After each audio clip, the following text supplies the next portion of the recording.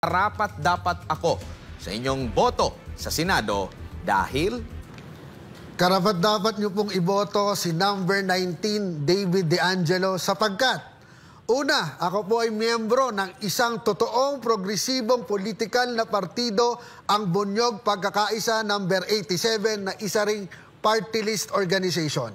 Pangalawa, sa mga nakaupo po sa Senado at sa mga tumatakbo, ako lang po ang isa sa nagdadala ng isyu na malimit, binabaliwala, ang isyu po ng kalikasan.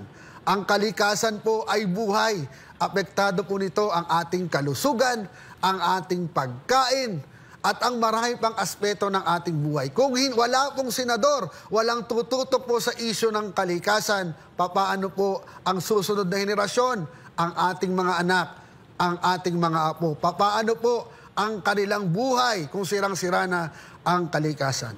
Pangatlo po, si David De Angelo po ay hindi trapo, hindi magnanakaw.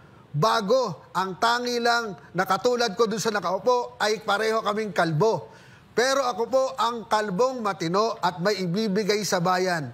Nakahanda po tayong makinig sa taong bayan. Pag nanalo po ako at binoto ninyo, kasama po kayo sa paggawa natin ng batas. Sapagkat naniniwala po ako ng ang solusyon ng bawat batas, kailangan i-address ang ugat ng problema. At mangyayari lang po yan kung may konsultasyon sa bawat tao.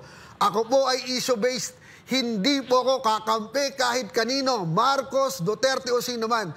Pag may mali, ating lalabanan. Pero kapag tama, ating susuportahan. Ang isa pong public servant ay dapat naglilingkod sa taong bayan, hindi sa iilan lamang. Ito po ang alay ko sa inyo, mga kaibigan. David De Angelo, number 19, Senador, Boses ng Kalikasan sa Senado. Salamat po.